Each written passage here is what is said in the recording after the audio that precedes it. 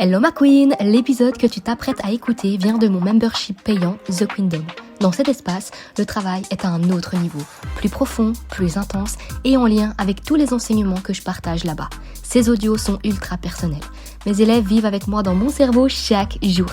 Elles voient comment une femme qui a transformé sa relation à l'argent, qui est passée des deux extrêmes et qui crée toujours plus d'argent, pense, choisit et se redirige au quotidien. Elle voit comment j'attire l'argent, comment je reste alignée et comment je continue à recevoir plus. Et il n'y a aucun autre endroit où cela est possible. Tu vas découvrir du contenu puissant, un vrai aperçu de ce que vivent mes élèves chaque jour. Une occasion unique à ne pas manquer. Alors installe-toi, ouvre ton énergie et profite de cette expérience unique. Bonne écoute! Hello mes queens, on se retrouve pour l'audio 38 et je me suis levée ce matin et j'ai eu envie de déclarer la saison des miracles ouverte dès aujourd'hui. Donc on se retrouve pour le jour 1 des miracles. Et ici, comme c'est mon espace et comme je fais ce que je veux et que je sais que si c'est bon pour moi et bon pour vous, alors c'est ok que je le mette en place et donc je le mets en place. Je veux que pendant les 15 prochains jours, les 15 derniers jours de ce premier mois de l'année 2026, et c'est quelque chose que vous pourrez faire à n'importe quel moment d'ailleurs, je veux qu'on puisse se connecter davantage aux miracles, à l'énergie des miracles et au fait que les miracles soient possibles. Et pour que vous puissiez vous rediriger dans cette énergie des miracles, je viendrai déposer comment est-ce que moi je fais, les questions que je me pose, comment est-ce que je suis super consciente de ce qu'il se passe dans mon esprit à propos des miracles et de la possibilité que ce que je veux se réalise. J'ai vraiment hâte de commencer cette saison des miracles ouverte, vraiment je le déclare, pour que vous puissiez habituer votre esprit à voir que tout ce que vous désirez peut littéralement se produire. Et si l'univers nous prépare à ce que ça se produise, il faut être ok avec ça, je suis ok avec ça, et vous devez être ok avec ça.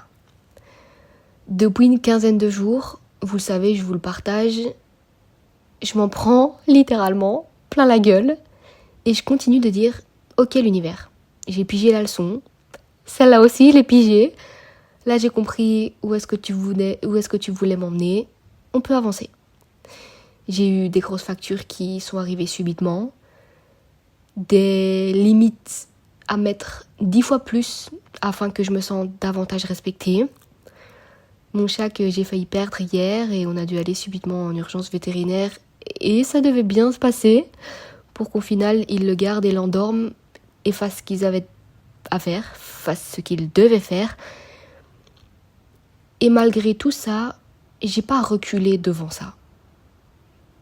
J'en ai chié, j'en ai bavé, ça a été challengeant, je me suis posé des questions de est-ce que j'abandonne ou est-ce que je maintiens l'énergie, mais ça n'a pas duré très longtemps. J'ai pas reculé devant ça. Parce que je suis persuadée que mon prochain niveau, il est derrière. Alors la question que vous devez vous poser aujourd'hui, c'est est-ce que je m'engage à tenir bon même dans le chaos, même quand c'est challengeant, même quand c'est difficile, même quand c'est inconfortable. Et attention les filles, je précise, je dis chaos, mais ça peut juste être un peu challengeant. Ou ne pas l'être du tout. Ça peut juste être génial sans que rien ne soit difficile avant. Tout simplement parce que ce que vous voulez, vous pouvez déjà le recevoir aujourd'hui. Il n'y a pas toujours une préparation de l'univers avant nos plus grands sauts. Je veux que vous puissiez être vraiment certaine de ça. Je sais que moi, presque toutes les fois où j'ai voulu atteindre mon prochain niveau, atteindre mes prochaines manifestations, que les désirs que j'ai demandés se matérialisent, je sais que j'ai dû lâcher des choses, des croyances, des comportements, des pensées à propos de certaines choses, ou juste comprendre certaines choses, et donc j'ai dû vivre des choses plus ou moins challengeantes, plus ou moins intenses ou non. Mais c'est en fonction de mon passé, de ce que j'ai vécu, de ce que je pense possible pour moi ou non. Et donc, on a chacune des manières différentes de faire. Et il y a des fois où les plus grands miracles arrivent et où ça n'a pas été challengeant juste avant.